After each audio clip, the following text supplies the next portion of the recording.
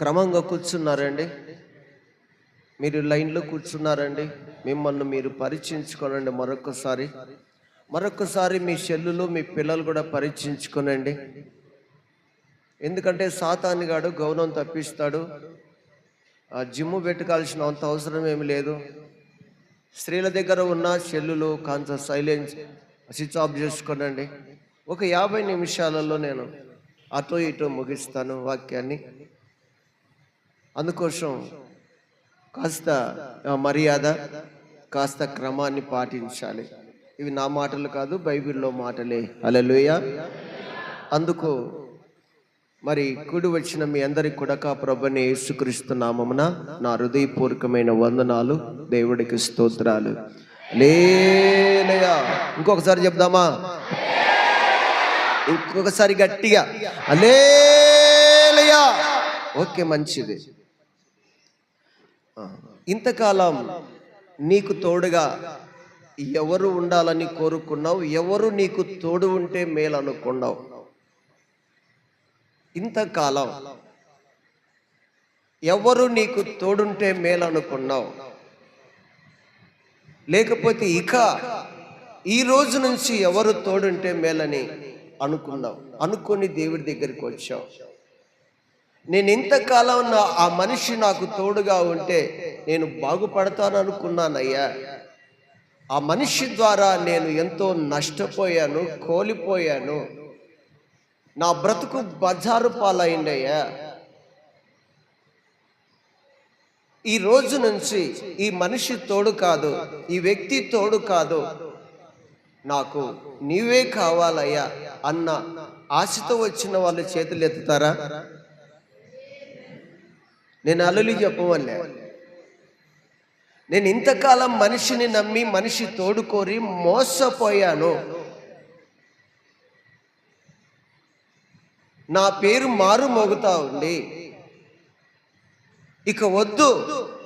ఈ రోజు నుంచి నీ తోడు, నీ నీడ, నీ అండ నాకు కావాలి. హల్లెలూయా. మనుషుల తోడు కొంచెంకాలమే ఉంటుంది. భార్యకు భర్త కొంచెంకాలమే ఉంటుంది. భర్తకు భార్య కొంచెం కాలమే ఉంటుంది. పిల్లలు తల్లిదండ్రులు పిల్లలకు కొంచెం కాలమే ఉంటారు. అయితే మనతో స్థిరంగా ఉండేది ఎవరు? మన ప్రభువైన యేసుక్రీస్తు. హల్లెలూయా. రాసుల గ్రంథం చూద్దాం, చూడండి. 8వ అధ్యాయం భక్తుడు అంటున్నాడు 57వ వచనంలో, 1వ రాజులు, కాబట్టి మన దేవుడైన యెహోవా మనలను వదలకను విడువకను మన పితరులకు తోడుగా ఉన్నట్లు మనకు తోడుగా ఉండి తన మార్గములన్నిటిని అనుసరించి నడుచుకొనున్నట్లుగాను తాను మన పితరులకిచ్చిన ఆజ్ఞలను, కట్టడలను, విధులను చేకొనున్నట్లుగాను మన హృదయములను ఆయన తట్టు త్రిప్పుకొను గాక. హల్లెలూయా. గాని అనేది గాక. ఖచ్చితంగా దేవుడంట ఆనాడు మన పితరులకే కాదు, దేవుని బిడ్డలారా, ఈరోజు ఆనాడు మన పితరులకు తోడై ఉండునట్లు ఈరోజు మనకు తోడై ఉండాలని ఈ దిన వాక్యము ద్వారా మన హృదయాలను ఆయన తట్టు తిప్పుకొని మనలను స్థిరపరిచి బలపరిచి మన కుటుంబాలను లేక మన సంఘాన్ని ఒక నీరు కట్టిన తోటలాగా అభివృద్ధి పరచాలన్నదే పరమ తండ్రి కోరిక. హల్లెలూయా. గొర్రెలకు కాపరి తోడుగా ఉంటే మేత బాగా దొరుకుతుంది. గొర్రెలకు కాపరి లేకపోతే మేత దొరకదు. తోడు ఉండాలి. గొర్రెలకు కాపరి తోడుగా ఉండాలి. మనకు మన దేవుడైన యెహోవా తోడుగా ఉండాలి. ఆయన తోడు లేకపోతే మనం పడుతున్న ప్రతి ప్రయాస అంతా వ్యర్థమే. ఏదైనా చేపట్టు, అది వ్యాపారమే కానీ, చేతి కష్టమే కానీ, భూఫలమే కానీ, పైరు పంటనే కానీ, నువ్వు చేస్తున్న జాబులో కానీ, నీ గర్భఫల విషయంలో కానీ, నీ గొర్రె మేకల మంద దుక్కిటెద్దులో కానీ ఆయన తోడు లేకపోతే అంతా వ్యర్థమే అంటాడు ప్రసంగి. అంతా వ్యర్థమే. సూర్యుని కింద మనం పడుతున్న ప్రతి ప్రయాస వ్యర్థమే. ఈరోజు అదే సొలొమోను అంటున్నాడు, మన పితరులకు తోడై ఉండునట్లుగాను ఈ రోజు నుంచి మనకు కూడా ఆయన తోడై ఉండాలని కోరుకుంటున్నాడు. అందుకు ముందు మన హృదయాలను ఆయన తట్టు ఏమని రాయబడిందండి? చూడండి, మన హృదయములను ఆయన తట్టు త్రిప్పుకొనును గాక. నీవు ఒకవేళ నేను తిరగను అంటావేమో, నాకు యేసయ్య అక్కర లేదు అంటావేమో, కానీ ఆయన తిప్పుకుంటాడు. హల్లెలూయా. ఆయన తిప్పుకుంటాడు. సముద్రములో మకరం ఉండి అది ఎవరికి మెడ వంచదు, ఎవరికి భయపడదు, ఎట్టి విషయంలో భయపడదు. అట్టి దానికి బుద్ధి చెప్పేది దేవుడే తప్ప ఆ జలాశయంలో ఏది కూడా దానికి బుద్ధి చెప్పలేదు, మకరానికి. అందుకోసం మకరం లాంటి స్వభావం ఎవరికైనా మనలో ఉంటే నా వద్దు, అది తీసి పక్కన పెట్టాలి. ఏం చేసి ఆయన వైపు తిరగాలి. ఎప్పుడైతే మనం ఆయన వైపు తిరుగుతామో ఆయన మన వైపు తిరుగుతాడు. మన వైపు తిరిగి మన పితరులకు తోడున్నట్లు మనకు తోడుంటాడు. హల్లెలూయా. మనకు తోడుంటాడు. అందుకోసము దేవుడు తోడయింటే ఏం జరుగుతుంది? దేవుడు తోడయింటే ఏం జరుగుతుంది? పరిశుద్ధ గ్రంథములో నుండి చూద్దాం. చూడండి, పరిశుద్ధ గ్రంథం నుండి యెషయా గ్రంథం తీసుకున్నారా? యెషయా గ్రంథం 43వ అధ్యాయం 2వ వచనం. 43:2 చదువు నాయనా. నీవు జలములలో పడి దాటునప్పుడు నేను నీకు తోడై ఉంటాను. హల్లెలూయా. నిజంగా దేవుడు మనకు తోడై ఉంటే జలములు మనల్ని ముంచజాలం. ఇక రెండో మాట, నదులలో పడి వెళ్ళినప్పుడు అవి నీ మీద పొర్లిపారో, నీవు అగ్ని మధ్యలో నడిచినప్పుడు అవి నిన్ను కాల్చవు, నీవు కాలిపోవు. హల్లెలూయా. అందుకే ఎవరు తోడు కావాలి? కొందరు అంటారండి, నా భార్య లేకపోతే నేను బ్రతకలేనండి, నా భర్త లేకపోతే నేను బ్రతకలేనండి. ఆ విషయం పక్కన పెట్టు. ఒక తల్లి అంటుంది, అమ్మా మా వాయిన. ఇంకా వాళ్ళు ఏం మాట్లాడుకుంటే తెలుసా? నువ్వు లేకపోతే నేను బ్రతకలేనండి, నువ్వు లేకపోతే నేను బ్రతకలేనండి. చెప్తున్నా, యేసయ్యను కాక నీవు భర్తనే గాని లేక నీ భార్యనే గాని నువ్వు లేకపోతే నేను బ్రతకలేను, నేను లేకపోతే నువ్వు బ్రతకలేను అన్నావా, కోల్పోతావు. నాకంటే నీ పిల్లని గాని, నీ భర్తని గాని, నీ తల్లిని గాని, తండ్రిని గాని ఎక్కువ నువ్వు ప్రేమించదు. నీ ప్రేమ ఎంతవరకు ఉండాలి? అంతవరకే ఉండాలి. దానికి లిమిట్. అతి మీరితే ఇబ్బందులు ఎదుర్కొనేది మనమే, తెలుసా? అందుకు మా ఆయన బంగారు, నా భార్య బంగారు, బాతు గుడ్డు అంటారు. భార్య తోడు కాదు, భార్యకు భర్త తోడు కాదు. యేసయ్య నీకు నాకు తోడు ఉంటే జలములలో పడి వెళ్ళినను అవి మనల్ని ముంచజాలం. నమ్మిన నాటి నుంచి 92లో నుంచి నమ్మిన నాటి నుంచి ఎన్నో జలాలు, ఎన్నో అపాయాలు, ఎన్నో శత్రులు ముంచివేయాలని ప్రయత్నం చేశారు, వారి వల్ల కాలేదు. హల్లెలూయా. ఎందుకో తెలుసా? ఎవరు తోడున్నారు? చూసిన దేవుడు, పిలిచిన దేవుడు మన పితరులకు తోడైనట్టు మనకు తోడై ఉన్నాడు. హల్లెలూయా. అందుకు నీ పైన ఏ చేతుబడి శక్తులు, ఏ దాడులు పనిచేయవు. ఆయన అంటున్నాడు, జలములలో పడి నీవు ఒక దాటునప్పుడు తోడైనంట. యెహోషువ ఇశ్రాయేలులో మందసాన్ని ఎత్తుకున్నారు. యొర్దాను నది ఏమైపోయింది? ముందు పాయలు కాలే. ఎర్ర సముద్రము మోసే ఉన్నప్పుడు పాయలు అయింది, కానీ ఇప్పుడు యొర్దాను పాయలు కాలే. కానీ దాటునప్పుడు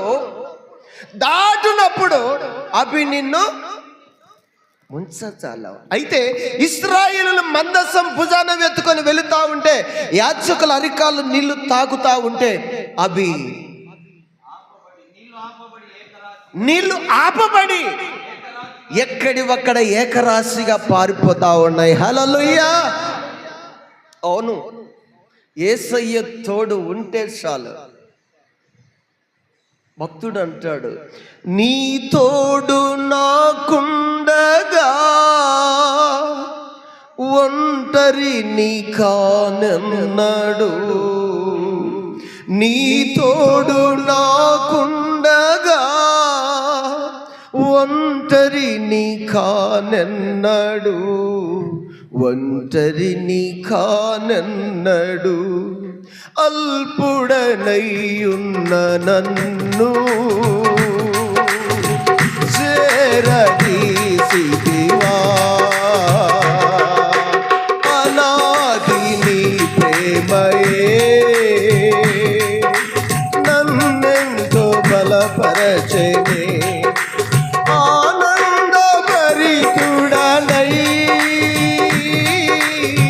వేచియుందును నీరాకకై. ఆనందభరితుడనై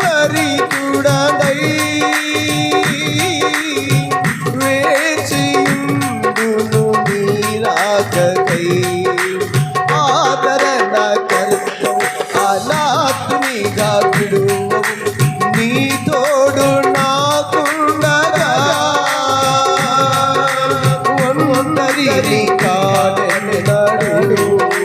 నీ తోడు నగా ఒంటరి నీ కానన్నాడు. ఒంటరి నీ కానన్నాడు. హల్లెలూయా. మనిషి అనుకుంటే, ఒక్క మనిషి పడిపోతే అందరూ పడిపోతారు. అదే యేసయ్యను మనం అనుకుంటే, ఆయనను ఆధారం చేసుకుంటే పడిపోవడానికి అవకాశం ఉండదు. ఒకవేళ నీతిమంతుడు పడిపోయినా, 7 మార్లు పడిపోయినా తిరిగి మళ్ళా లేచి కూర్చుంటాడు. హల్లెలూయా. వరదలు వచ్చినప్పుడు టెంకాయ చెట్లు అంటే కొబ్బరి చెట్లు వరదలు వచ్చినప్పుడు నేలమట్టం అయిపోతాయి, మళ్ళీ తిరిగి తొండమెత్తి మళ్ళా బ్రతుకుతాయి. కాపు ఇచ్చాయి వ్యవసాయదారుడికి. అంటే నీతిమంతుడుకు శ్రమలు వచ్చిన 7 మార్లు పడిపోయినా తిరిగి మళ్ళా లేస్తాడు. ఎందుకు తెలుసా? దేవుడు తోడై ఉన్నాడు గనక. అతడు నేలన పడినను, బైబిల్ చెబుతా, అతడు నేలన పడినను లేవలేక ఉండడు, లేస్తాడు. ఇక ఈ సేవకుడి పని అయిపోయింది, ఈ సేవకురాల పని అయిపోయింది, ఈ కుటుంబ పని అయిపోయింది అని కోడై కుక్కై మొరగొచ్చు. కానీ మన దేవుడు మనతో ఉన్నంత కాలం మనకి ఇట్టి భయము లేదని దేవుని వాక్యం చెప్తా ఉండి, యాకోబు నీవు జలములలో పడి వెళ్ళినను, అగ్ని మధ్యలో నడిచినను, అగ్ని జ్వాలలు కూడా నిన్ను కాల్చదాలో భయపడకు, ఎంత మాత్రం భయపడకు, నేను నీకు తోడున్నా. అందుకే ఈరోజు మనం ఏం చేయాలి? ఈ భయంకరమైన రోజుల్లో నీ తోడు నాకు కావాలయ్యా, నీ నీడ నాకు కావాలి. ఏ మనిషి తోడు కాదు. మనిషి చెప్పకుండా మాయమైపోతాడు, ఎనిక్కే చెప్పకుండా మాయమైపోతాడు. భార్యను కూడా ఇడిచిపెట్టి మాయమైపోతాడు. భార్య భర్తను కూడా ఇడిచిపెట్టి మాయమైపోతుండే. నేను చెప్పాల్సిన అవసరంలా, మీకు తెలుసు. మాయ మాటలు చెప్పి వెళ్ళిపోతా ఉన్నారు. నమ్మించి ఒక పెద్ద ఆయన అన్నాడు, ఏమన్నాడు తెలుసా? ఒక తల్లి అడిగింది, అయ్యా ఎక్కడికి మీరు వెళుతున్నారు ఊరు ఇడిచిపెట్టి అంటే, ఏం చేయాలమ్మా ఊరు ఇడిచిపెట్టి వెళ్ళక, పరిస్థితి బాగలేదు కనుక ఊరు ఇడిచిపెట్టి వెళ్ళిపోతున్నాను అన్నాడు. ఈ ఊరు నుంచి ఆ ఊరు చేరదామని. పోతా పోతా కొంచెం దూరం పోయిన తర్వాత మరి నీ భార్య ఏది అని అడిగితే ఇంకేముంది, పొయ్యిగుండ్లు మర్చిపోయి ఇచ్చిందంట, బయట పెట్టి పొయ్యిగుండ్లో అవి పెట్టిరానికి పోయింది అన్న. కొంప ఇడిచిపెట్టి పోతా ఉంటే, ఊరుగాను ఊరు పోతా ఉంటే పొయ్యిగుండ్లతో ఏం పని ఉంటుంది? అందుకో నమ్మనికి లేదండి. ఏదో ఒక సొడ్డు చెప్పి, మాయ మాటలు చెప్పి మళ్ళీ తిరిగి వెళ్ళిపోతా ఉంది. ఎన్ని ఊళ్ళు మారాలనో, ఎన్ని దేశాలు మారాలనో.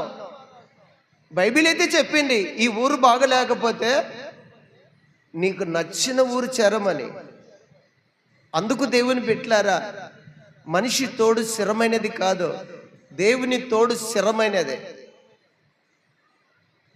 సెప్టిక్ టైర్ బాగుంది అని చెప్పి కంపలో పోయినావనుకో, గొలుకురాలలో పోయినావనుకో, సెప్టిక్ టైర్ ఎప్పుడు నమ్ముకోకూడదు.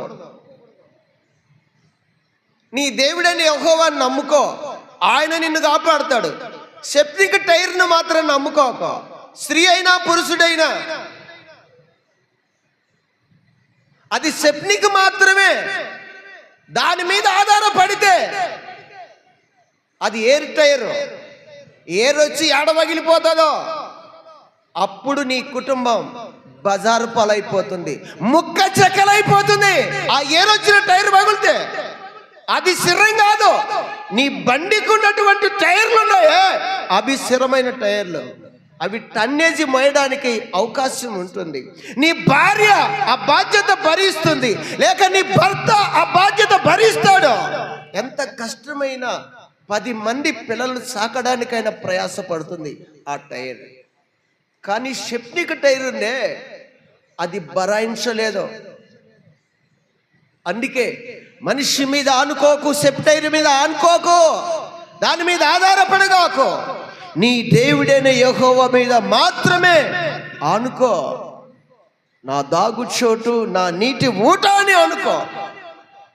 అప్పుడు నేను నిన్ను కాపాడతా.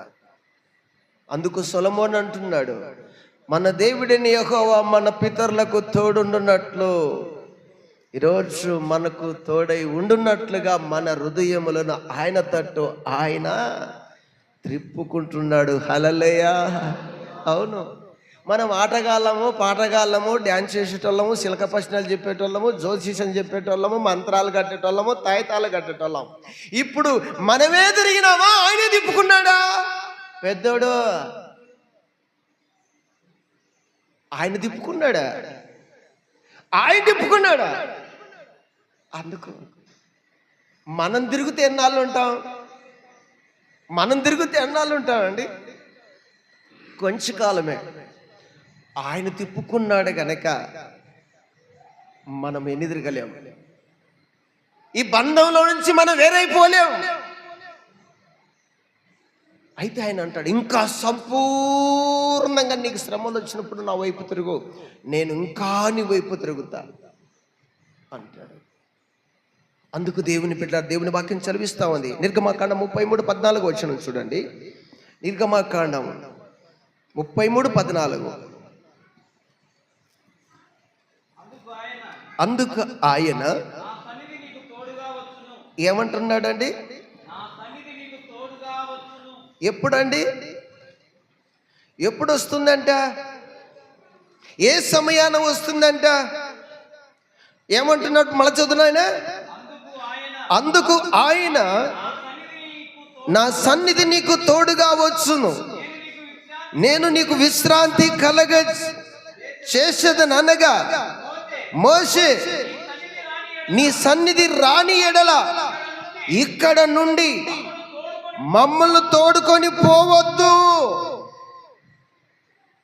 నువ్వు వచ్చే తప్ప మమ్మల్ని తోలుకొని వెళ్ళు, నువ్వు రాకపోతే మేము వెళ్ళలేము. అందుకండి యేసయ్య మనకు తోడు, నడిపించే నాయకుడు. ఆయన మనకు ముందుంటాడు కానీ వెనకొండి పాప అని ముళ్ళగట్ట తీసుకొని ఎద్దును పొడిచే దేవుడు కాదు. ముందు అంటే ఇశ్రాయేలులకు తోడుగా ఉన్నాడు. ముందు గొర్రెల కాపరి గొర్రెల మందకు ముందు వెళుతూ ఉంటాడు. ఆ రీతిగా దేవుని వాక్యం చదివిస్తా ఉండి నీకు ఏమన్నాడు? నా సన్నిధి నీకు తోడుగా వచ్చును, నా సన్నిధి నీకు తోడుగా వచ్చును. నీకేం భయం లేదు, నా సన్నిధి నీకు తోడు ఉంటుంది. నేను తోడై ఉంటాను మోజెస్ అంటే, మోజెస్ అంటాడు, అయ్యా నువ్వు రాని ఎడలా ఇక్కడి నుంచి మమ్మల్ని తోలుకొని పోకూడదు బెలుంకో, ఇక్కడి నుంచి బెలుంకు తొలగను, అక్కడి నుంచి బెలుంకు తొలగకూడదు, ఇక్కడి నుంచి అక్కడి తొలగపోకూడదు అంటాడు. అవునండి, యేసయ్యతో మనము నిత్య నిబంధన చేసుకోవాలి. నువ్వు రాకపోతే నో, నువ్వు వస్తేనే ఓకే, నువ్వు తోడుంటేనే నేను నిలబడతా, నేను వస్తా, లేకపోతే లేదు. నేను బాప్తిసం తీసుకోవడానికి దేవుడు బ్రతిమలాడాడు, నువ్వు బాప్తిసం తీసుకో, నువ్వు బాప్తిసం తీసుకో అన్నాడు. నాకెవరు చెప్పారంటే, ఒక్కొక్కరు చెప్తా ఉంటారు బాప్తిసం తీసుకుంటే శ్రమలు ఎక్కువ అంట, భరించలేరంటానని. ఏదో ఆ మాట చెవులో పెట్టుకొని, కడుపులో పెట్టుకొని, హృదయంలో పెట్టుకొని, మనుషులు పెట్టుకొని లేడి చేస్తా ఉన్నా.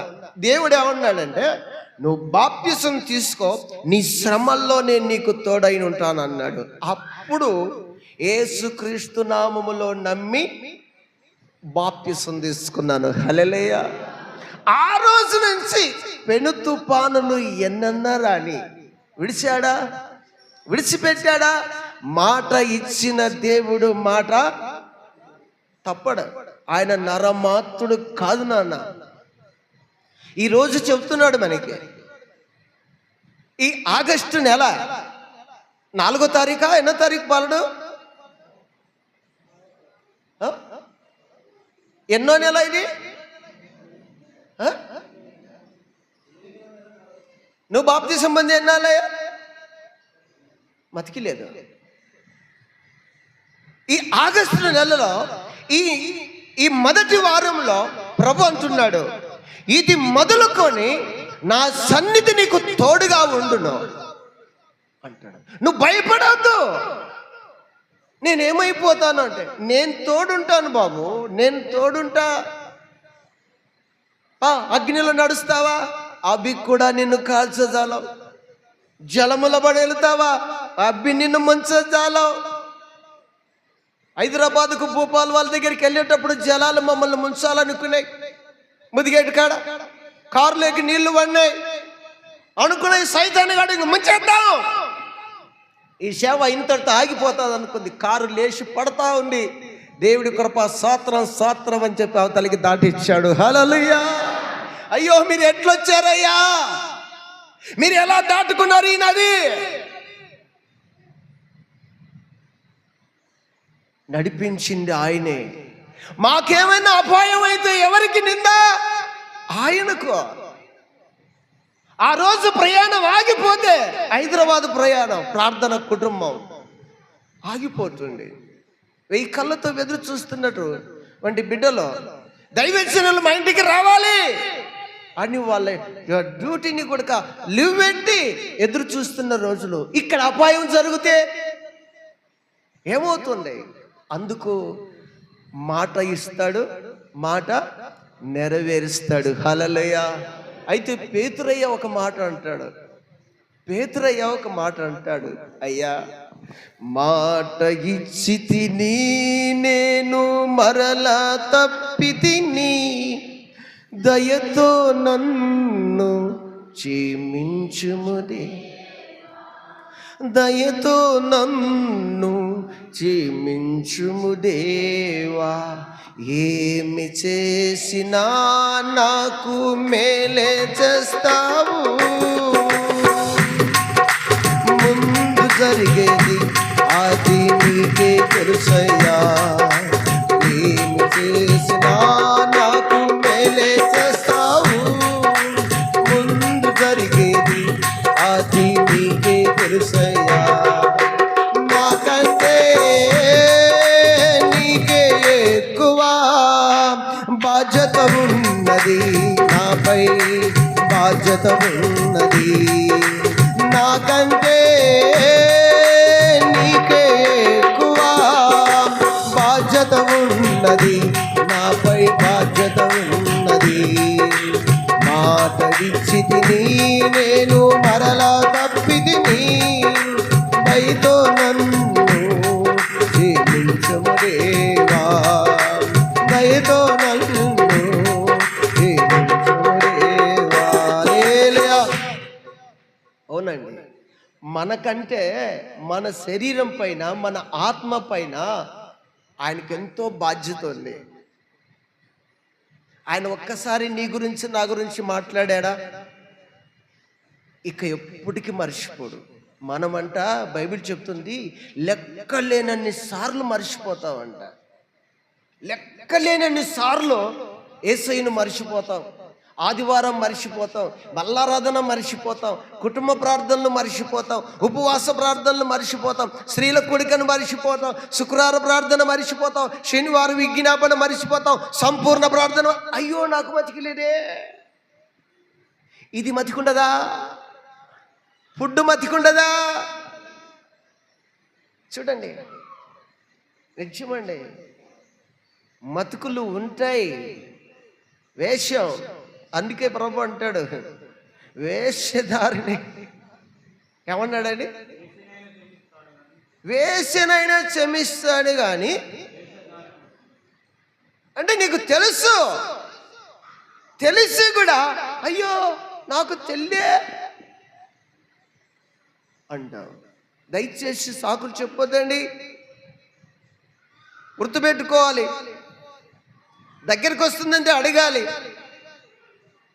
అక్క ఆదివారం ఎప్పుడక్క, శనివారం ఎప్పుడక్క, శుక్రవారం ఎప్పుడక్క నేను వెళ్ళాలి, నా బాధ్యత ప్రకారం నేను ప్రార్థన చేయాలి అన్నది ఏచించుకుంటుండాలి, విచారణ చేస్తూ ఉండాలి. హల్లెలూయా. అందుకోసం దేవుని పెట్టారా, దేవుడు చలవిస్తున్నాడు, మోషే నా సన్నిధి నీకు తోడుగా వచ్చును, నువ్వేమి భయపడదు, ఈ ప్రజలను నడిపించడానికి నువ్వే తీసుకెళ్ళు. అదే ప్రభువా, నువ్వు వస్తావో రావో, నువ్వు రాకపోతే మమ్మల్ని తీసుకుపోవద్దు, నువ్వు వస్తానంటే నేను అడుగు ముందుకేస్తా అంటాడు. అందుకు ఇశ్రాయేలును కాపాడువాడంట కునుకడు నిద్రపోడు. ఎంతకాలం? జీవిత కాలమంతా కూడా కునుకడు నిద్రపోడు. హల్లెలూయా, హల్లెలూయా, హల్లెలూయా. చెప్పండి, ఎంత కాలమైనా కాపాడే బాధ్యత ఆయనకోండి. తన ప్రజలకు ముందు నడుస్తాడు, నడిపిస్తాడు. ఎందుకు తెలుసా? మన పాదములకు రాయి తగలకుండా ఆయన ముందు నడుస్తాడు. నువ్వు ముందు వారా, నేను వెనకొస్తా అంటాడు ఆయన. మనం ముందు పోయామనుకో, కంప గల్ల శత్రువు రాళ్ళు రప్పలు ఇవన్నీ ఉంటాయి, అవి మన కాళ్ళకు గుచ్చుకోవా? అందుకు నా దూత నీకు ముందుగా ఉంటుంది. నువ్వు భయపడొద్దు మోషే. యాకోబు నువ్వు భయపడవద్దు. మోషే ఈ ప్రజలను నడిపించు. యాకోబు వెళ్ళు, ఇక మీదట శత్రు భయం అనేది నీకుండదు. జలములు ముంచజాలవు, అగ్ని జ్వాలలు కూడా నిన్ను కాల్చజాలవు. నేను నీకు తోడై ఉంటాను. హల్లెలూయా. అందుకోసం లూకా సువార్త 19:5 చూడండి. లూకా సువార్త 19:5. యేసు ఆ చోటికి వచ్చినప్పుడు కన్నులెత్తి చూసి, జక్కయ్యా త్వరగా దిగుము, నేడు నేను నీతో కలిసి నీ ఇంటికి వస్తాను. హల్లెలూయా. నేను నీతో కలిసి నీ ఇంటికి వస్తాను, నువ్వు త్వరగా చెట్టు దిగిరా. ఈ జక్కయ్యను పిలిచి నేను నీతో కూడా నీ ఇంటికి వస్తానంటే ఇక్కడున్న ఈ పాలగాలల్లా అసలు యేసయ్యకు బుద్ధి ఉందంటావా? ఈయన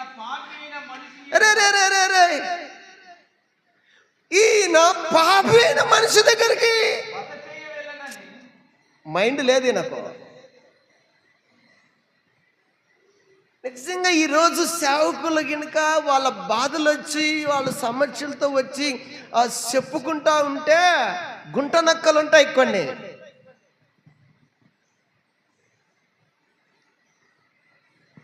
ఏమో మాట్లాడుతూ ఉన్నాడు నాయనో అంతలేంది అని చెప్పి ఇక టెలిగ్రామ్ కొడతారు. టెలిగ్రామ్ అవైనా లేట్ అయిపోతాయి. టెలిగ్రామ్లు వచ్చేసరికి కొంపలు కూల్చడానికి సెరుపు చేయి నక్కలుంటాయి.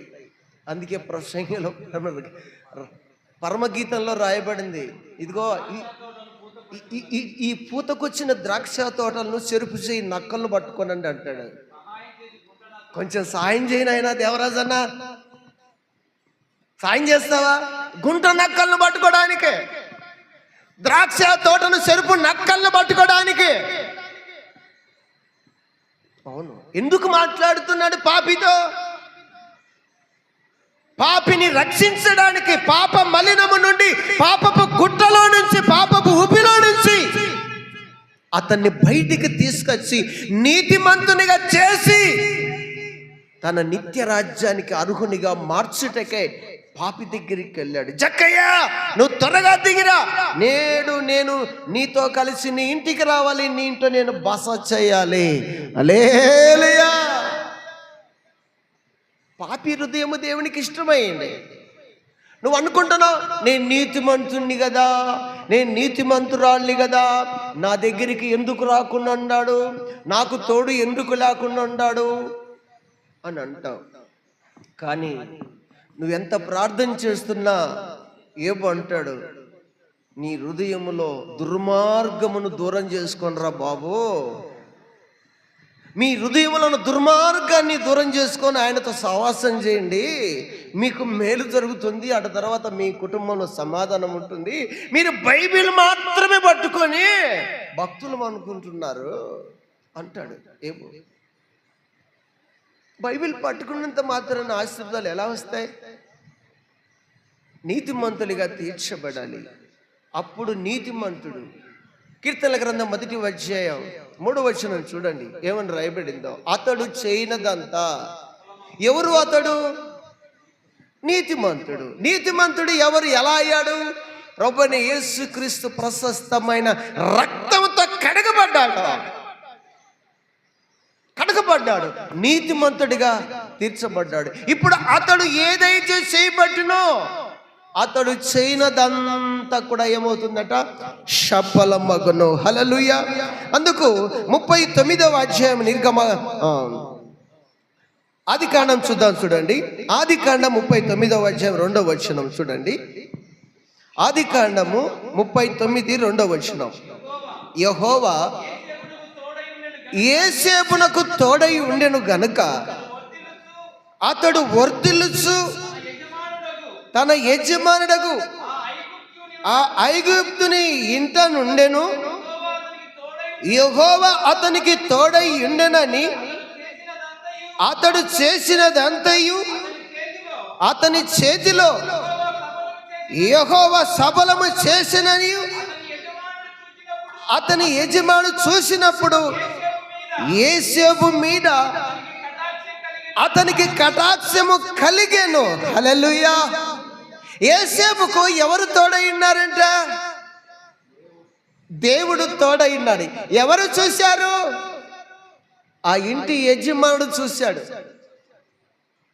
యోసేపు ఏదైతే చేయబడుతున్నాడో ఆ ఇంట్లో అది అభివృద్ధి. ఏ పొలంలో అడుగు పెడుతున్నాడో అది అభివృద్ధి. ఏ వ్యాపారంలో చేయబెడుతున్నాడో అది అభివృద్ధి. ఇదంతా ఆ ఇంటి యజమానుడు గమనిస్తా ఉన్నాడు. ఓహో, ఇతనికి ఎవరు తోడై ఉన్నారు? దేవుడైన యెహోవా తోడై ఉన్నాడు. అందుకు అతడు చేయనదంతయు కూడా సఫలమగును. హల్లెలూయా. నీతిగా ఉండి, యథార్థవంతురాలుగా ఉండి, యేసు నామములో నువ్వు పాడు దిబ్బలో అడుగు పెట్టినా దాన్ని పవిత్రపరచగలిగిన దేవుడు నా నజరేయుడైన యేసయ్య. హల్లెలూయా. అవునండి, నీతిమంతులు అంటే అంత ఇష్టం. నీతిమంతుడు ఎలా అవుతాడంటే దేవుని వాక్యం ద్వారా, ఆయన రక్తము ద్వారా నీతిమంతుడిగా తీర్చబడతాడు. అప్పుడు నీ దరిద్రత తొలగిపోయి నువ్వు చేపట్టే ప్రతిదీ కూడా ఆశీర్వదకరంగా ఉంటుంది. అందుకే ఆ యజమానుడు చూసినప్పుడు దేవుడు అతనికి తోడయ్యుండుట గమనించాడు. అయ్యో ఇతనికి దేవుడు తోడై ఉన్నాడు, ఇతనికి నా ఇల్లంతటినీ కూడా అప్పచెప్పాలి. ఈ రోజుల్లో నాయనా ఆ బాబుని ఎత్తుకుని బయట పో, ఈ మధ్యలో నీకు. ఈ రోజుల్లో కేవలం భర్త భార్యకు బిగించి ఇస్తున్నాడా? భర్త భార్యకు బిగించి ఇస్తున్నాడా? నీకు తాలిబొట్టు కట్టాడు కదా, నీకు తాలిబొట్టు కట్టినాడు, కీలికైనా మేలుకైనా తాలిబొట్టు కట్టాడు, బిగించి ఇస్తున్నాడా? ఇవ్వటం లేదు. ఎందుకు ఇవ్వడం లేదు? హల్లెలూయా. నాకెళ్ళి చూడండి, మేకలు పైకి చూస్తాయి, గొర్రెలు కిందికి చూస్తాయి. నాకెళ్ళి చూస్తే అర్థమవుతుంది. ఎందుకు లేదు? ప్రమాణం చేశాడు కదా, కీలుకైనా మేలుకైనా వ్యాధికైనా బాధకైనా ఆరోగ్యంకైనా కష్టానికైనా నష్టానికైనా ఆపదలకైనా మరణానికైనా జీవనకైనా చేశాడు కదా. మరి ఆ బీజం ఎందుకు ఇవ్వకున్నాడు మీకు? మీలో కొంచెం దొంగ బుద్ధి అండి. ఏం లేదు, పుట్టింటికి సర్దుతారు మీరు, పుట్టింటికి సర్దుతారు. నా తమ్ముడు, నా చెల్లి, నా అక్క, నా వాళ్ళకి సర్దుతారు. ఈ ఇంటిని కట్టుకోరు. ఉన్నారు, అందరు కాదు, కొందరు ఉన్నారు బుద్ధిహీనులు. ఇంటిని చక్క పట్టుకోవాలి జ్ఞానవంతురాలు. ఇంటిని చక్క పెట్టుకోకుండా ఎప్పుడు చూసినా పుట్టింటి మీద ప్రేమ. అదే అత్త బిడ్డో అత్త మనవళ్ళో మనవరాళ్ళు వచ్చే ఎవరండి పెడతారేనో ఎప్పుడు తొలకచ్చుకుంటాట. అది నా దారా నుంచి ఎవరండి పెడతారేనే? ఏమ్మా రంగమ్మ, నీ పుట్టింటోళ్ళ మీద నీకు అంత ఆశ అంటే రాముడన్న వాళ్ళ ఆయనకు ఆశ ఉండదా? ఎందుకమ్మా? కళతో చూపించొద్దమ్మా, ఖర్చులు పెంచుకోవద్దమ్మా, ధారాళంగా ప్రేమించు. యేసయ్య ధారాళంగా దీవెనలు దయచేస్తాడు. ఈ స్త్రీలకున్న బుద్ధి అంతా ఇదే. అత్తింటోళ్ళను ఏమాత్రం పట్టించుకోరు, పుట్టింటోళ్ళను మాత్రం పడిచేస్తారు. అకాయ్ నేను వస్తున్నా అని శల్లమ్మ చెప్పింది అనుకో, ఏమండే ఈ పొద్దు మా శల్లమ్మ వస్తుందంట, అదే చౌక సరుకుకు పోయి మైలవరం సరుకు పోయి ఇనుము చేపలు ఎత్తకరాపో అంటాడు. అదే పెద్దోడు వాళ్ళ చెల్లెలు వచ్చిందంటే అమ్మా ఎట్లా దేవుడు దీవించాలి, ఎట్లా దీవించాలి? ఇంత కుళ్ళు బుద్ధి మీకుంటే ఇది దేవుడు మెచ్చు కార్యాలేనా? యేసేపు బానిసతగా ఉన్న ఆ ఇంటిలో నమ్మకస్తుడై ఉన్నాడు. అంతేకాదు, ఆ ఇంటికే కాదు, దేవాది దేవుడికే నమ్మకస్తుడిగా ఉన్నాడు, యథార్థవంతుడిగా ఉన్నాడు. ఎందుకు తెలుసా? దేవుడు యేసేపుకు తోడై ఉన్నాడు. పాపానికి నొచ్చుకునేవాడి కాదు, అక్రమానికి సోటిచ్చేవాడి కాదు, దొంగతనానికి సోటిచ్చేవాడి కాదు. నా దేవుని ఎదుట ఇట్టి మోసపు క్రియలు నాకు గిట్టు. మర్యాద చెప్తున్నా, నా మాటని నాతో శయనించితే తప్ప, లేకపోతే జైలు పాలవుతావు. నిన్ను విడిపించేవాడు ఎవడు లేడు. నీది దేశంగాని దేశాన్ని దిక్కెవర్రా. చూడమ్మ మేడం, మీరేం చెప్పినా ఒకటే. నా దేవుని ఎదుట ఇటువంటి దుష్కార్యము నేను అన్నాడును. నో, అవురా, అంతేనంటావా? అంతగాక ఇంకేముండి, నీలాంటి వాళ్ళను నేను ఎంతో మందిని చూసిందా. అంటే అమ్మ తన పగ్గ నెరవేర్చుకోవడానికి యేషోబు మీద నింద మోపి, యజమానుడు వచ్చేసరికి ఒకలేడుపులు ఏడ్చి జాకెట్ చింపుకొని శరీరం వల్ల గాయపరుచుకొని, ఓ నతానేలు, ఓ దేవరాజు, ఈడు చూడు, ఈ పనికిమాలోడు ఇంట్లో తెచ్చి పెట్టుకున్నాడు, ఎంత పని చేశాడు అని ఊరి మంది ఇనిపచ్చేటల్లా కేకలేసి పిలుచుకుంది. తనకు తానే సిగ్గు కాదు. నీ శరీరాన్ని నువ్వు పాడు చేసుకొని ఎవడో నా మీదకి వచ్చాడు చెప్పుకొని సిగ్గు కాదు. మళ్ళీ సమాజంలో బట్టగట్టి ఎలా బతుకుతావు అనడా? ఎలా బ్రతుకుతావు? నీ యజమాని నీకు సొంతం, నీ యజమానురాలు నీకు సొంతం. నీకిచ్చాడు ఒక స్త్రీని, నీకిచ్చాడు ఒక భర్తను. పరాయి పురుషుని వైపు, పరాయి స్త్రీ వైపు చూస్తే ఓర్చుకుని దేవుడు కాదు. పాపం చేస్తే కాదు, మోహపు చూపు చూసినా నీవు వ్యభిచరించినట్లు అన్నాడు. అందుకు యేషోబు అంటాడు, నువ్వు కొట్టిస్తావో బిగిస్తావో బోండాలేసి, ఈ పాపానికి మాత్రం నాలో చోటు లేదు. హల్లెలూయా. చోట్లేదు అంటే అదే పని చేసింది. ఒకడేడుపులు ఏడిసి అదే పని చేసి జైల్లో ఏపించింది. కొట్టి కొట్టి కొట్టి కొరడాలతో బోండాలేసి ఇనుము బిగిస్తే 105వ కీర్తనలో ఇనుము అతన్ని బాధించెను అని రాయబడింది. ఏ తప్పు చేయకపోయినా ఆయనకు ఎన్ని బాధలు పెట్టారో చూడండి. ఇటు చూస్తే అన్నగారు, ఇటు చూస్తే పొంటిపీరు భార్య, పొంటిపీరు చెరసాలలో ఉన్నాడు. ఏ పాపం ఎరుగడు. అటువంటి వాని మీద అపనిందలు మోపి ఆ సరసాల్లో వేపించే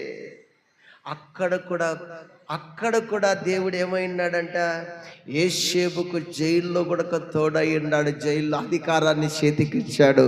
హల్లెలూయా. నువ్వు ఎక్కడనే కొంచెం కాలమే శ్రమలు ఉంటాయి. నీతిమంతులకు వస్తూ ఉంటాయి, వరదలు వస్తూ ఉంటాయి, తుఫాన్లు వస్తూ ఉంటాయి, భూకంపాలు వస్తూనే ఉంటాయి, చలికాలం వస్తూ ఉంటుంది, వేసవి కాలం వస్తూ ఉంటుంది. అంతే. నీతిమంతురాలు అయినా నీతిమంతుడికైనా శ్రమలు వస్తూ ఉంటాయి, పోతా ఉంటాయి. కానీ యేసయ్య నీకు తోడున్నాడు. అవి ఏం చేయవు. భయపడకు యాకోబు. మోజెస్ తీసుకెళ్ళి ప్రజలను, నేను నా సన్నిధి నీకు తోడుంటుంది, భయపడద్దు. దేవుడు మనకు తోడున్న నాళ్ళు భయపడాల్సిన అవసరము లేదు. హల్లెలూయా. మనిషి తోడుంటే భయం. అది చెప్తే కదా మొదట, భార్య భర్తకుంటే భయం లేదా? భయం లేదా? అవునయ్యా, ఓ పెద్ద ఆయన చెప్పు, భర్తకు భార్య తోడుంటే భయం లేదా? ఎందుకో? ఏమి జరగచ్చును? ఈ భర్తను కొడుతుంటే ఆ భార్య అడ్డం వస్తుందా? నేనుండింటి గినక అంటుంటారు. నువ్వు ఉండే కూడా అన్నాలు తినాల్సిందే. దొంగల చేతిలో ఎవరున్నా తను దెబ్బలు తినాల్సిందే. మేము దొంగల చేతిలో ఒక్క రాత్రి 11 నుంచి దాదాపు 3 గంటల వరకు 14 లారీలు 3 కార్లు ధ్వంసం చేశారు. కొట్టి గాయపరిచి కత్తులతో పొడిచి ఉన్న బంగారాలు తీసుకొని దోసుకొని వెళ్ళారు శత్రులు, దొంగలు. ధర్మవరం ఉత్తల ఏం చేయాలి? మాట్లాడకూడదు. ఎవడక్కడు గాప్సీపుని ఉండాలి. మాట్లాడితే కొరిక నరికే పనే. అలా చేసి 14 లారీలు 3 కార్లు మన వాళ్ళు తిరుపతికి పోయి గుండు కొట్టించుకొని బంగారాలు వేసుకొని వస్తున్నారు. ఇయ్యకపోతే అద్దాలు పగలగొట్టి పొడిసి ఆ బంగారు తీసుకున్నారు. అలసిపోయి సొలిసిపోయి తెల్లవారి 6:30 అయింది, ఎవ్వడు లేవలే. అప్పుడు పెనుగొండ నుంచి గేట్స్, నాగసముద్రం గేట్ నుంచి లారీలు వచ్చాయి. ఏంట్రా ఇలా పండుకున్నారు, ఏం జరిగింది అని చూస్తే అప్పుడు వాళ్ళు వచ్చి లేపితే లేచాం. అందుకు నా బ్రతుకు ఆ రోజు శత్రుల కణమైపోయేది. అబద్ధమాడా ఆ రోజున, హల్లెలూయా. అబద్ధమాడా ఆ రోజున. ఏమాడని తెలుసా? అన్నా ఇప్పుడే బట్టల పల్లెలో తన్నల్ని అందుకే భయపడి ఉరికానన్నా అన్న. అందుకే నేను భయపడి ఉరికానన్నా. నన్ను ఏమనద్దన్నా, ఏసి పట్టుడు కట్టాను, ఇచ్చి పట్టుకున్నా. ఈ చేయి గనుక పట్టుకోకపోతే ఆ రోజు అడిపడి చచ్చేవాడిని. అబద్ధం ఆడి ప్రాణాన్ని కాపాడుకున్నాను. మరి అబద్ధం ఆడొచ్చునా ఆడకూడదా? కారణం ఉంటుంది. కారణం లేకుండా అబద్ధం ఆడకూడదు. దానికి కారణం ఉండాలి అబద్ధం ఆడేదానికి. ఆ రోజు అబద్ధం ఆడిన ఈరోజు మీ మధ్యలో సజీవుడిగా ఉన్నాను. హల్లెలూయా. తెలుసా, దేవుడు తోడై ఉన్నాడు. దావీదు ఒక పని చేశాడు తెలుసా నా జైపాలన్న గారు. రాజుగారి దగ్గర తీసుకుపోయినప్పుడు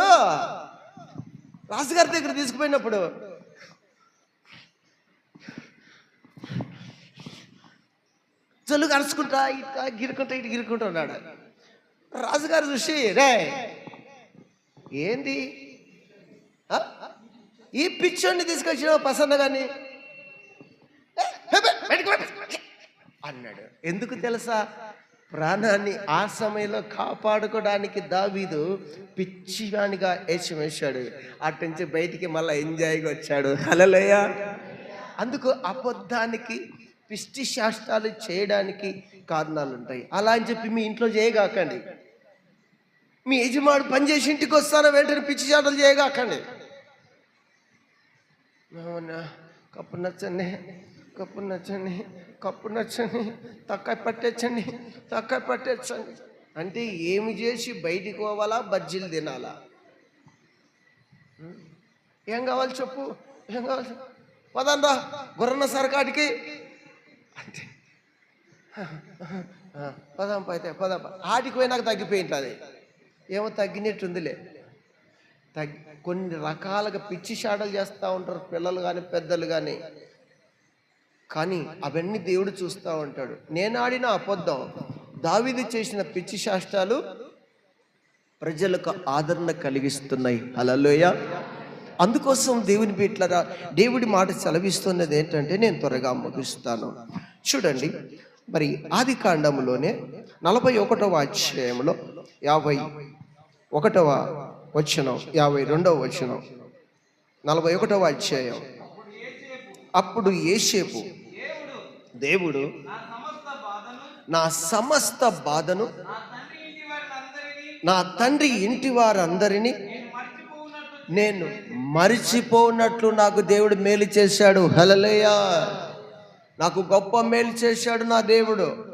నా ఇంటి వారిని అందరినీ నేను మరిచిపోవడానికి నాకు గొప్ప సంతానాన్ని ఇచ్చాడు. మనిషే ఏప్రాయం అనే సంతానాన్ని ఇచ్చాడు. మరుపు, ఏప్రాయం అభివృద్ధి, మనిషే మరుపు.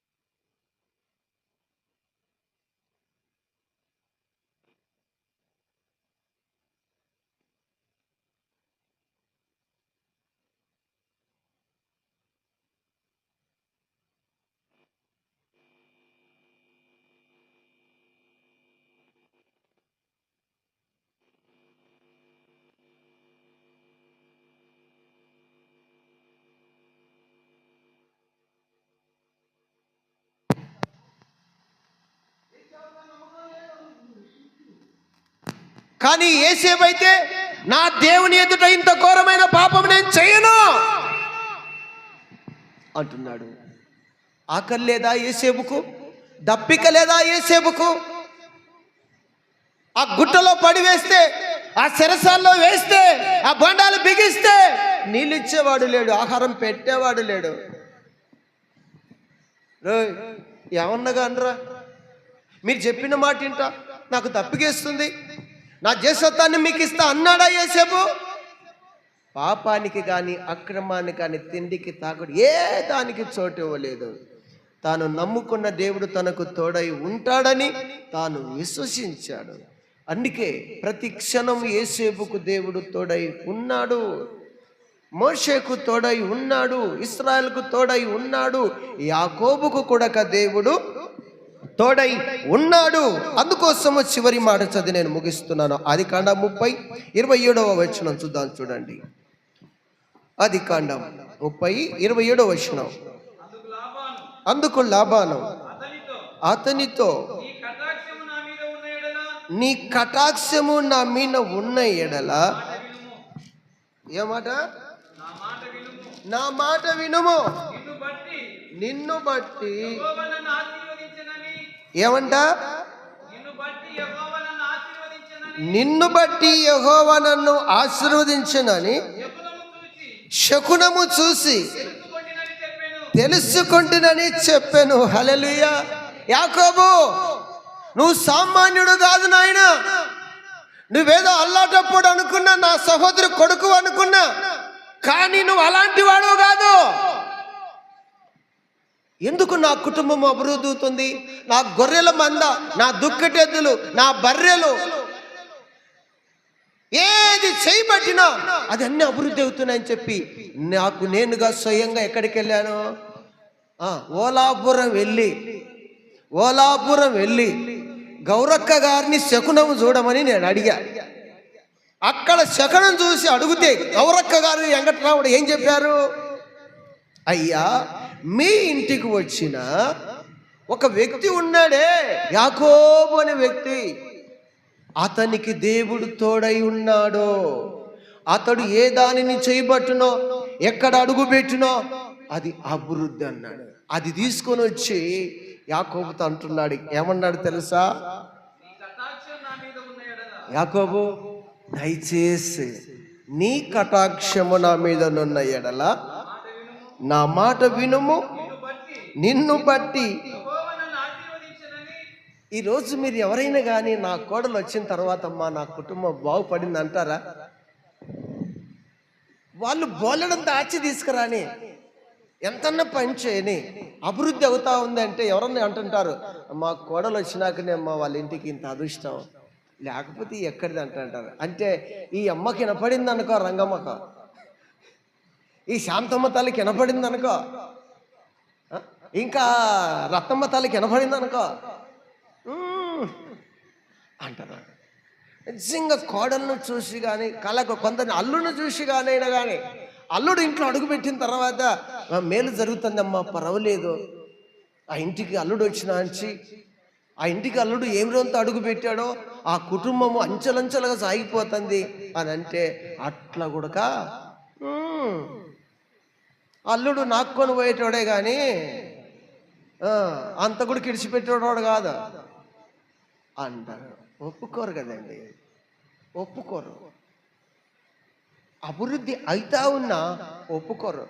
ఈ అత్తగారు ఒప్పుకోరు. కోడలు మంచిదిలేమ్మా, నీ కోడలు మీ ఇంట్లో అడుగు పెట్టినా అంచి ఎంత అభివృద్ధి ఉందమ్మా అంటే, ఈ అయ్యగారికి ఏం తెలుసునా మా కోడల చరిత్ర, ఏం తెలుసు అంటారు. నాకు తెలుసులేమ్మా మీ కోడల చరిత్ర, నీకు ఎంత అభివృద్ధి అవుతున్నా ఇంకా ఇంకా అనిగేద్దామని అంటే, ఏడ ఈ కోడలు ఇంకా పైన కూర్చుంటుందని వ్యవహారం అంతే కదా జయమ్మ తల్లి. దీని ముందరా నేను అమ్మా నా కోడలు అంటే భుజాలు ఎగేస్తుందని ఇంకా పైన కూర్చుంటుందని అనిగేస్తూ ఉంటారు. అయితే మామ అంటున్నాడు, రే యాకోబు, నీ కటాక్షము నా మీద ఉన్న ఎడల, నా మాటినరా బాబు, నిన్ను బట్టి యెహోవా నన్ను ఆశీర్వదించండ్రా. అసలు నీలో ఎంత ప్రభావం ఉందిరా, నీకు నిత్యముగా దేవుడు తోడై ఉన్నాడురా. నేను ఇంత ఇలాగ అవుతుంది అనుకోలేదు. అంచెలంచెలుగా 100కు 100, 100 గొర్రెలకు 100 గొర్రెలు, 100 మేకలకు 100 మేకలు, డబల్ పెరుగుతూ ఉన్నాయిరా. ఆశ్చర్యం. అంటే యాకోబుకు ఎవరు తోడై ఉన్నారంటే మామ చూశాడు, చెక్కులను చూసి దేవుడు తోడై ఉన్నాడు. హల్లెలూయా. అందుకు యాకోబుతో అంటాడు, మీ మామ నిన్ను భయపెట్టినా, మీ అన్న ఏశావు నిన్ను భయపెట్టినా ఎంత మాత్రము భయపడగాకు, నేను నీకు తోడై ఉన్నా ఈ రోజు నుంచి అన్నాడా. అన్న దేవుడు ఇశ్రాయేలుగా మార్చాడా. ఇశ్రాయేలుగా మార్చిన దేవుడు ఇంకెళ్ళు, ఈ రోజు నుంచి ఏ ఆయుధము నీకు విరోధముగా రూపించదు, వెళ్ళిపో అన్నాడు. ఆ రోజు నుంచి యాకోబు మీద ఏ దాడి జరగలే. అందుకే యాకోబులో ఏం ఉదయించిందంట అన్న సంఖ్యాకాండంలో చదివితే నక్షత్రం ఉదయించిందంట. అన్న చంపింటే నక్షత్రం ఉదయిస్తుందా? ఉదయించను. వాగ్దానం ఉండి యాకోబులో నక్షత్రం ఉదయించును. బిలాం ప్రవచనం పలికాడు. బిలాం మరి అన్న ఏమో ఎంటబడ్డాడు తమ్ముడిని చంపడానికి. ఒక దిక్కు మామ ఎంటబడ్డాడు అంత సంపాదించుకున్నాక, రే వాడిని చంపదాం పరా ఎలిసేగా, రే రాజుగా మీరు అయితేనే బాగురు పెద్ద కొడుకులు పదంపర్రా అన్నాడు. అని రాత్రి ఎగాసగా పడతా ఉంటే ఆ రాత్రికి రాత్రి దేవుడు మాట్లాడుతాను, లాబాను జాగ్రత్త సుమి, యాకోబు విషయంలో ఒక్క మాట మంచైనా చెడైనా మాట్లాడావా పెట్టలేసిపోతుంది. కోటపాటికి పోలేవు, కోటపాటికి పోలేవు, కోమినకుంటకు పోలేవు, అప్పలాపురం పోలేవు. జాగ్రత్త. యాకోబు విషయంలో ఒక్క మాట మాట్లాడితే శుమ, జాగ్రత్త. దేవుడు ఏమన్నాడైనా షుమి అన్నాడు. అంటే కన్నడ భాషలో కూడా సుమినే అంటారు. అంటే రే నోరు మూసుకొని తెలుగులో, అంటే కన్నడలో షుమినే. నీ క్యాలరా నేను అమ్ముకుంటుంటే రాళ్ళు, ఇది సన్నగొంది ఇది లావుగొంది అని నువ్వు చెప్తున్నావు, సుమినే నోరు మూసుకో అంటారు కర్ణాటకలో. మరి దేవుడు ఏమంటున్నాడు? షుమి. మనం కూడా ఏమంటాం? మన ప్రభు మాట్లాడిన మాటే మనం మాట్లాడతాం. పుష్ప ఇక చూసుకో, ఈ రోజు నుంచి ఏమి రోజంతా కొంచెం డామినేషన్ చేసావనుకో సుమ అంటాడు. అందుకు మంచి కానీ చెడు కానీ ఒక్క మాట మాట్లాడద్దు. అంటే మామ యాకోబును చంపి తన ఆస్తి అంతా ఇంటికి తెచ్చుకోవాలనుకున్నాడు. దేవుడికి కోపం వచ్చింది. రాత్రే ప్రభా నన్ను క్షమించు ఆయన, నీ యాకోబు జోలికి నేను పోనైనా అంటాడు. అందుకు ఎవరి జోలికైనా పోతావేమో కానీ ఆయనను నమ్ముకొని ఆయనకు తోడున్న వాళ్ళతో పెట్టుకుంటే మొక్క సెక్కలైపోయేది మనమే. ఏది సాధించలేము వాళ్ళతో పెట్టుకుంటే. మోసేతో పెట్టుకున్నాడు ఫరో, 10 తెగుళ్ళతో నాశనం. 11వ తెగులు 600 రథాలు నీటిమయమైపోయాయి. మోషేతో పెట్టుకొని, ఏలియాతో పెట్టుకొని బయలు దేవతలు 450 పటాస్ రాజులు, 5 మంది రాజులు పటాస్. ఎవరితో పెట్టుకొని? ఏలియాతో పెట్టుకొని. అవునండి, ఎలీషాతో పెట్టుకోవాలని చూసుకున్నారు, ముట్టడేశారు. ఎలీషాని లేపేద్దాం ఎత్తుకపోదామని. ఈ ఎలీషా కాదులే, 2వ రాజుల గ్రంథంలో ఉన్నాడు ఎలీషా. ముట్టడేశారు. గేయాజీ బయటకు వచ్చాడు. అయ్యా మన పని అయిపోయింది అయ్యా అన్నాడు. ఈ గేయాజీ ఎందుకు రబ్బా అలా కలబడుతున్నావు? సూత్రయ్యా అయిపోయింది మన పని ఈ రోజుతో అన్నాడు. నువ్వేడింటావు చెప్తే ఈనావు, వాళ్ళకు చెప్పాకయ్యా జరిగేది జరగబోయేది, ఈ ప్రవచనాలు మానుకోంటే నువ్వు మానుకో. ఇప్పుడు చూడి గుర్రాలతో ఖడ్గాలతో మన మీదకి వచ్చి ముట్టడేశారయ్యా అన్నాడు. ఒరే ఆగురా, ఎందుకు రానికి ఇంత తొందర గేహాజీ? భయపడవద్దురా, మన పక్షమున ఉన్నవాడు. ఈ రాజుగాని కంటేనా, ఈ ఎలీషా గాని కంటేనా? వాళ్ళకంటే అధికమైన వాడు అధికులై ఉన్నారని చెప్పి కరెక్ట్. వాడి కొరకు ప్రార్థన చేస్తే యెహోవా వీడు ఆ సైన్యాన్ని, ఈ సైన్యాన్ని కాదు, ఆ సైన్యాన్ని చూస్తున్నట్లు దయచేసి ఈ గేయాజీ కన్నం తెరువమని ఎలీషా ప్రార్థన చేయగా యెహోవా ఆ పనివాని కళ్ళను తెరవ చేసను గనక వాడు ఎలీషా చుట్టూను పర్వతములు రథముల చేతను. అయ్యా అబ్బబ్బబ్బబ్బబ్బ, నేనేమనుకున్నానయ్యా. అందుకే నీ చుట్టూ నా చుట్టూ ఎవరు ఉంటారో మన మనోనేత్రం తెరబడితే చూస్తావు. మనోనేత్రం తెరబడకపోతే నీ చుట్టూ ఎవరునే తెలియదు. ఈ మనసును చూస్తూ ఉంటావు, భయపడతా ఉంటావు. వీళ్ళు ఎప్పుడు వచ్చి నా మీద పడతారో, ఎప్పుడు నన్ను లయం చేస్తారో, ఎప్పుడు నన్ను దుమ్ము దులుపుతారో అని. నీ మనోనేత్రం తెరబడితే నువ్వు ఎలా ఉంటావు? సింహంలాగా ధైర్యంగా నిలబడతావు. హల్లెలూయా. జడిగావు, బెదరావు. అందుకు ఎవరిని కలిగి ఉండాలి? యేసయ్యని కలిగి ఉండాలి మనం. దావీదు భక్తుడు అంటాడు, 10,000 మంది ఇచ్చి దండే తెచ్చి అలా మోకరించినా నేను భయపడాను. ఎందుకు తెలుసా? నా దేవుని దుడ్డు కర్ర నాకు తోడై ఉండి. హల్లెలూయా, హల్లెలూయా. అందుకు నేను ముగిస్తున్నా. ఈ రోజు నుంచి మనిషి కాదు తోడు, దేవుడు మనకు తోడుంటే ఎంతటి శ్రమనైనా మనం ఎదుర్కొంటాం, ఎటువంటి ఖడ్గానైనా ఎదుర్కొంటాం. భయపడద్దు, ప్రార్థన చేయి, కళ్ళు మూసి ప్రార్థన చేయి నీ శ్రమ కోసం. సామెతల గ్రంథం 28వ అధ్యాయంలో రాయబడింది ఒక మాట. నువ్వు ప్రార్థన చేస్తే నువ్వు ఎవరిని నువ్వు తరమాల్సిన అవసరం లేదు. కట్టబట్టుకొని ఈట పట్టుకొని రాయ్ అని ఎవడు తరమకుండానే వానంతట వాడే పారిపోతాడంట. పాశం పారిపోతుందా? స్టాక్ ఉంటుంది అట్లనే. చెప్పండి, పాశం పారిపోతుందా? ముద్దగా నిలబడి ఉంటుందా? అదే చికెన్ అయితే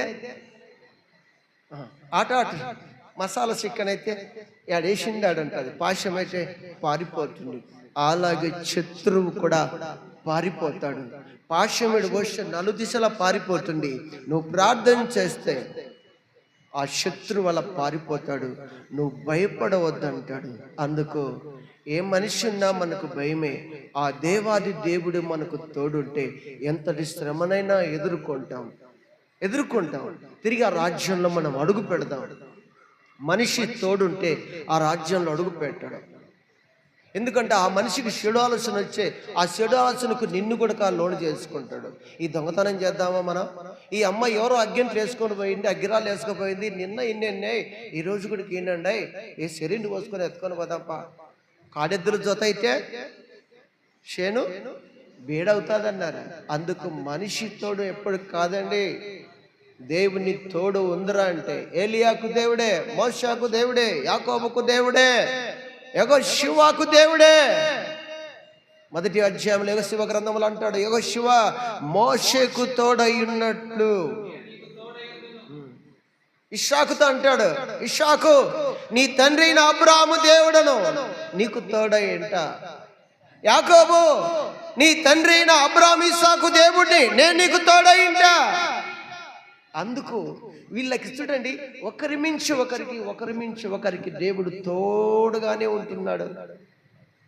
అందుకన్నాడు, మనం చదివాం కదా 8వ అధ్యాయం 57వ వచనంలో 1వ రాజులో, కాబట్టి మన దేవుడైన యెహోవా మనలను వదలకను విడువకను మన పితరులకు తోడుగా నున్నట్లు మనకు తోడుగా ఉండును.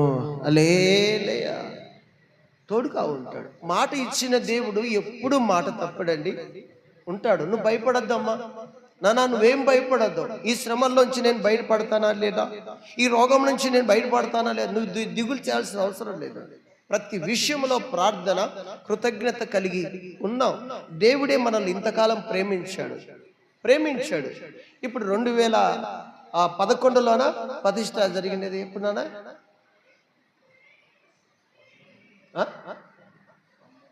12లో జరిగింది. ఇప్పుడు 2012లో నుంచి